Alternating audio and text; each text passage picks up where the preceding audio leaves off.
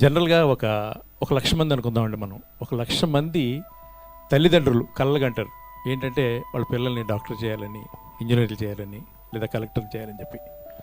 ఈ 1,00,000 మందిలో -1% ఎవరో అనుకుంటారు.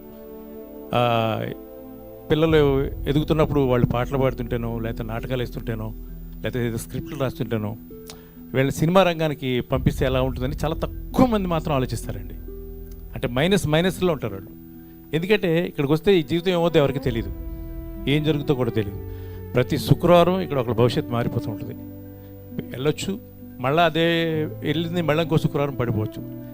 ఎప్పటికప్పుడే ఇక్కడ అన్నీ కూడా అంటారు, ఏ రోజుకి ఆ రోజు వెంకటలక్ష్మి అన్నట్టు ఉంటుంది పరిస్థితి.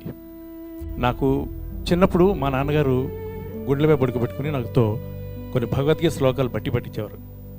ఫస్ట్ నుంచి కూడా ఆయన బట్టి పట్టించిన శ్లోకాల్లో ఒక శ్లోకం నాకు చాలా ఇష్టం. హతోవా ప్రాప్తసే స్వర్గం జిత్వా వా భోక్షసే మహిం తస్మాదుత్తిష్ట కౌంతేయ యుద్ధాయ కృతనిశ్చయ. అంటే మనం ఒక కురుక్షేత్రం అనే జీవితం అనే ఒక కురుక్షేత్రం పుడుతున్నాం మనందరం కూడా. ఇక్కడ ప్రతిరోజు మనం యుద్ధం చేయాల్సిందే. గెలిచామనుకోండి రాజభోగం, ఓడిపోతే వీరస్వర్గం. ఇంతే, ఇవి రెండు ఉంటాయి మన లైఫ్లో కూడా.